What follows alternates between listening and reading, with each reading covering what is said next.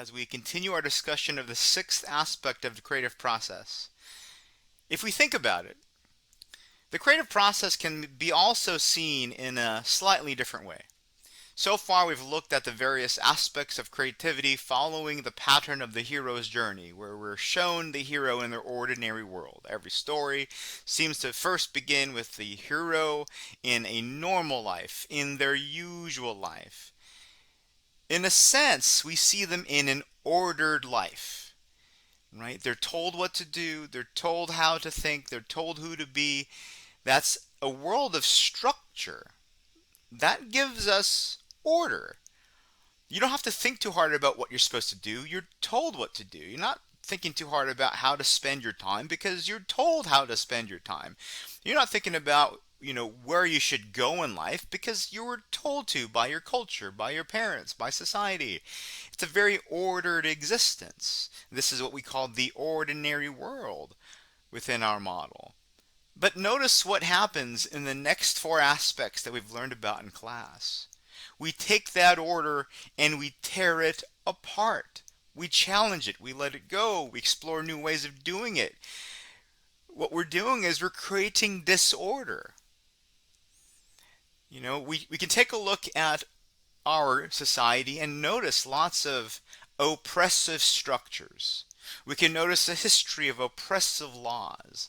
So there's this natural instinct for a lot of people then to challenge all of those things, challenge the old laws, challenge the old structures of society, which is good because then it allows us to grow and develop healthier, rules and healthier ways of governing. But for a lot of us, we don't feel comfortable in this world, right?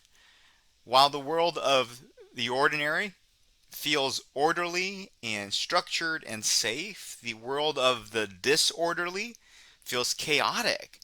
It feels unnerving. We can feel lost because we're no longer told what to do and where to go and how to be and how to behave. That's all up in the air. For a lot of people, they don't finish the creative process because they get lost in the disorder, or they hold on to the disorder, relishing just the tearing down of things because that's easy to do, right? It's easy to tear something down. It's easy to take a look at somebody's art and criticize it and to say what's wrong with it, right? And people who are often critics, harsh critics in that way, how often do they also create their own art? Well, sometimes, but it's usually easier just to criticize than it is to make something on your own.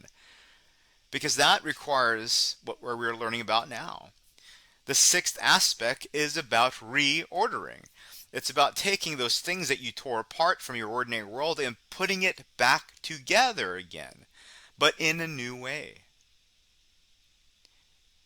Can you see the inherent difficulty here? Maybe this is where you are. Maybe you have lots of cool ideas. You've challenged your ordinary world about how to paint, how to cook, how to create a software program, how to lose weight. Maybe you've challenged all of those ideas and maybe you have your own new ones. But now when it comes down to actually making something, when it comes down to reordering your projects so that you're manifesting something and not just having ideas in your head, it's not so easy to do. Now imagine the difficulty you're facing in your projects. How much more difficult is it for us to reorder our lives? How much harder is it for us to grow and mature and to venture out beyond our personal ordinary worlds, create disorder and chaos, and put it together in ways that make us feel more fulfilled, that make us feel as if we've learned and grown from our experience? Can you see some of the inherent difficulties with trying to reorder and create something new? Right? So, what this often makes us feel is a sense of tension, which you should see on your screen now. Because, once you go through this process, you've thrown out all the things you believed about life, all the things you believe that's right and wrong about making a story, making music. So it's ambiguous. Well, wait. Should I put two legs in my pants? Wait, Should my song have 2 tracks or 3 tracks? I'm used to doing 2, but I was to be creative, so maybe I should do 3. If the uncertainty makes us really uneasy, and if we're supposed to let go of our ideas of right and wrong, that feels we can feel lost. It can feel discomfortable, uncomfortable, right? For a lot of creative artists, they have problems with this. It makes them feel always, unstable, right? And maybe you feel this way too. Maybe you feel overwhelmed. Maybe there's like so many ideas, so many thoughts in your head, you just don't know what to do. Or maybe because you're so overwhelmed by those thoughts, all these ideas, all these ways of, proceeding next, you just don't have any energy to do anything about it anymore. Is anybody at that stage yet with their projects? If you're not, this is bound to happen. So what are I'm you at that supposed stage. You're at that stage? Yeah. Yeah. Yeah. So what are you supposed to do? I mean, lots of artists struggle with that tension. Like, okay, I got all these creative ideas, but I don't know where I don't, and they don't know how to hold that tension. They don't know how to. They don't know how to be okay with it, which could explain why so many creative artists have mental health issues. Right? They suffer from depression. Depression is a sense of dispiritedness, where you don't have motivation, you don't have energy to do something, or they have anxiety. They're just on edge. Both of them are the result of being unable to hold that tension, right? So it's no wonder so many people suffer from either depression or anxiety. The very beginnings of your book talk about how various creative people suffer from mental illness. They get confused, they get anxious, they just get bummed out, and they don't know how to deal with it. So sometimes they just quit, or sometimes they go towards alcohol, or sometimes they go towards drugs, or sometimes they just end their lives because they can't handle it. Because when you are, a creative person, we often use that label to mean you have lots of interesting ideas. So just imagine you yourself having lots of creative ideas, and then it's like, okay, wait, which one did I do? Wait, what do I do next? And if you get so overwhelmed, you either have no energy because you don't know what to do about it, or you get freaked out to the point where you just get so frazzled. So it's about trying to feel okay with that the 6th aspect is really about. So this term of getting just overly bombarded with ideas or being overwhelmed by your own thoughts is referred to as psychic disorder. Okay, it's when your mind is disordered, when the things and thoughts in your head are just chaotic, which is a typical thing that we all go through, but especially when we're trying to get something done. I mean, think about any projects in your house: cleaning your house, organizing your house, cleaning my closet, organizing my closet. You can get overwhelmed by all the stuff. It causes you to experience this psychic disorder. Let's think about how we could approach this, though. I'm guessing some of you, if not most of you, have played or put together jigsaw puzzles. If I gave you a bunch of puzzle pieces and said, okay, go at it, I mean, what would you do? How would you approach this? Rosa says you'd start off with a random piece. Andrew says border first. Okay. Denise says edge pieces first. Oh, colors. Okay, I'm going to put all the purples here, all the reds there, arranging colors. Good. Other strategies? I mean, what else would help? The box. Okay, what is this supposed to look like? What makes this often hard is that you're trying to fit all these pieces together. You're trying to see how they all fit and make sense, right? The box or the reference gives you a picture of how it's supposed to make sense. So at least in your head, you know where you're going. Can you see where I'm going with this? For a lot of things we do in our lives, we have ideas of what to do. I can go cook right now. I can go do my homework right now. Or in terms of your project, I have all these ideas on how to make this thing. You have all these ideas.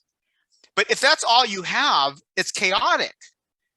So maybe one thing you need is a reference. Maybe you need to know what the picture is supposed to look like. But if we're talking about the creative process, what's the problem with knowing what the picture is supposed to look like? Why is this particularly hard when we're talking about creativity? For your projects, I mean, where do you get your reference? Where do you get your box? There's no one correct way to do it, says Angie. Yeah, so then if there's no correct way, right? There's that chaos. How do you know how things are supposed to be? Well, you don't know. I mean, that's the problem. If you're being creative, you don't know how things are supposed to be because now it's up to you to define it because it's what you're making. You have to define what it is you want to make, what it's supposed to look like. It's easy when you're in the ordinary world because mom and dad culture, they tell you this is what it's supposed to look like. So that, okay, I'll put my colors over here. I'll get the edges over there, and then I'll make it look like the way I was taught to make it look like, right? You know, what the song's supposed to look like, what the story's supposed to look like, what my life is supposed to look like. I'm supposed to be a doctor. Okay, I'll raise my life in a way where I can be a doctor. But when you throw that away, when you get rid of that ordinary world, then you don't have the reference. You don't have the box. You have to define it. You have to set it for yourself. So you have all the creative ideas, the chaos, but then you have to put it into an order. You have to make meaning out of it. You have to hold both of those together. Now, a lot of you mentioned, okay, let's put things of like color together. Let's get the borders together, right? So what are you doing? You're coming up with a strategy. You're coming up with a plan to organize the pieces. So guess what you're going to need to do then, according to puzzles, if you're being creative? You have to organize your ideas. You have to come up with a plan, right?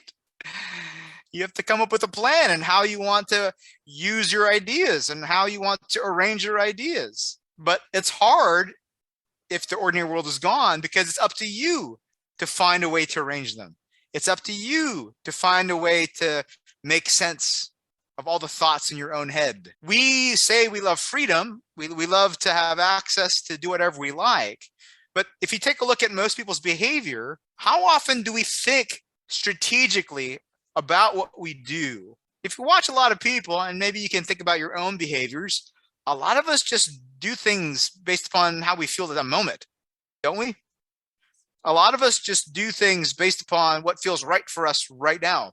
And it's very rare that a lot of us will spend time, strategize our day, strategize our week, strategize our term to make sure we end up where we want to go.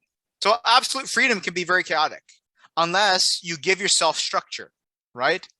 Unless you give yourself a way to organize everything, like getting the edges, getting the border for your puzzle pieces. So how are you going to do that for your projects?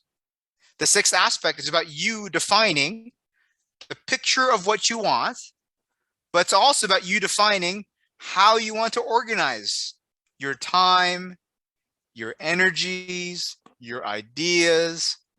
Because if you don't organize, if you don't spend time to actually plan and organize, you're going to be chaotic. By the way, if you set your picture up, I mean, that will tell you where you want to go. But Taoist philosophy says, hey, man, as you're doing it, if something else develops, go with it. Lots of creative ideas or creative products weren't the original idea of the inventor. They just ended up being that way after going through the process. So what do we need to do when we experience this psychic disorder? What do we need to do to integrate both the chaos and the order of the whole process is, we need to find a way to organize your thoughts. We won't have time to do this assignment, but you probably have ways, right, of organizing your ideas. You probably have ways of organizing your day and organizing your time. If you don't, you'll have to develop some for your projects. So not only do your projects, get together with your partners, organize a plan and how you want to present. A lot of you had trouble doing this for the mid-quarter project, right? Organizing your time, organizing your group mates. It's part of the process. That difficulty is part of the process. So what's interesting to note is that the brain naturally organizes thoughts when it's in flow states. Okay, it's a psychological term that comes from research into creativity. And we'll talk a little bit about that in a second. But it turns out that when we're in those states of consciousness, the brain naturally organizes thoughts. Okay.